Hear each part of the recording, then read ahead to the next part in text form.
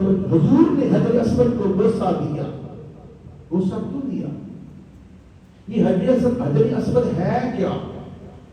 یہ حضرت آدم علیہ السلام کے ساتھ یہ پتھر جنت سے آیا تھا. یہ پتھر اللہ کے نبی ہمارے باپ کے ساتھ آدم علیہ السلام کے ساتھ یہ حضرت آدم علیہ السلام ان کو جنت سے لے کر آئے تھے. حضور نے اس پتھر کو دیکھا تو بوسہ دیا, چوما. بڑے بڑے صحابہ دیکھ رہے تھے, ابو بکر, عمر فاروق, عثمان غنی, توحید کے بڑے بڑے پجاری دیکھ رہے تھے کہ حضور پتھر کو بوسہ دے رہے. پتھر کو حضور بوسہ دیتے. تو میں لوگوں سن لو, مجھے اس پتھر سے پیار ہو گیا.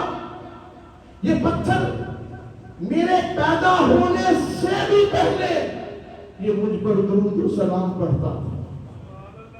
مجھ پر میرے مبعوث ہونے سے پہلے مجھ پر درود و سلام پڑھتا تھا. مجھے اس کی یہ ادا پسند آ گئی, میں محمد نے اسے بوسہ دے دیا. اب عمر فاروق آ گئے, پتھر کے سامنے آئے تو کیا کہتے ہیں؟ اب پتھر, تو پتھر ہے, میری نگاہ میں تیری کوئی قدر و قیمت نہیں. میں تجھے کبھی نہ چومتا اگر میرے محمد مصطفیٰ کے ہونٹ مبارک تجھے نہ لگے ہو. اس پتھر کو بھی قدر مل گئی.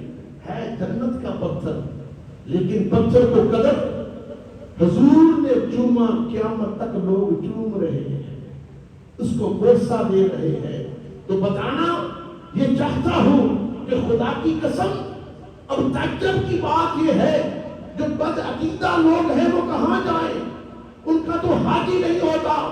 وہ کہتے ہیں قبروں سے دور رہو, ولیوں سے دور رہو, درویشوں سے دور رہو, فقیروں سے دور رہو, ان کی قبریں کچھ نہیں کر سکتی. خدا کی بارگاہ میں آیا تو کعبے میں ہے, وہاں 300 نبیوں کی قبریں ہیں, 70 قبریں حجر اسود اور رکن یمانی کے درمیان ہیں. میرے خدا کی شان دے, وہ اپنے گھر کا طواف بھی کرا رہا ہے اور قبروں کی زیارت بھی کروا رہا ہے. عالم دیکھیے, یہ خدا کی قسم. ایک حدیث پاک میں آتا ہے کہ حضور صلی اللہ علیہ وسلم نے کیا فرمایا کہ جو کعبہ ہے یہ میری صورت ہے. کعبے کو حضور نے کیا فرمایا؟ یہ میری صورت ہے. اور حجر اسود کو حضور نے کیا فرمایا؟ یہ میرا دایاں ہاتھ ہے, یہ میرا دست قدرت ہے. کعبے کو اپنی صورت بنایا, حجر اسود کو اپنا ہاتھ بنایا, دست قدرت بنایا. یہ میرا ہاتھ ہے. کس نے یہ مقام عطا کیا کعبے کو؟ کس نے یہ مقام عطا کیا کس کو؟ حجر اسود کو. پھر دیکھیے کعبہ گئے, کعبہ میں شان زیادہ ہوتی ہے, ثواب 700 گنا زیادہ ہو جاتا.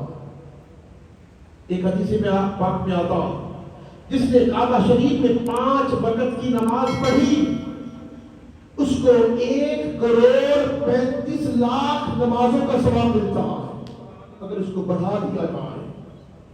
ایک حدیث پاک میں آتا ہے 700 گنا, 700 سے زیادہ ثواب عطا کیا جاتا. دوسری حدیث سن لو, جس نے خانہ کعبہ جا کر 1 نماز پڑھی اس کو 1 لاکھ نمازوں کا ثواب ملتا.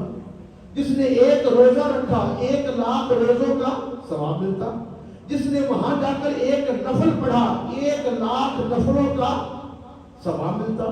جس نے وہاں جا کر تسبیح و تحلیل کی, 1 تسبیح کی, 1 ذکر کیا, ثواب کتنا ملا؟ 1 لاکھ تسبیحوں کا ثواب ملا.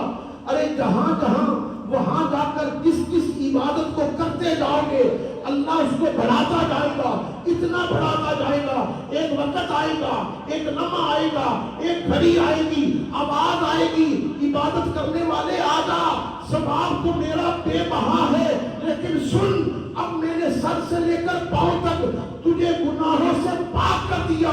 ایسا پاک کیا ہے کہ تو ابھی اپنی ماں کے پیٹ سے نکلا. اتنا پاک کر دیا، اتنا عظیم بنا دیا، کس کو؟ کعبہ کا طواف کرنے والے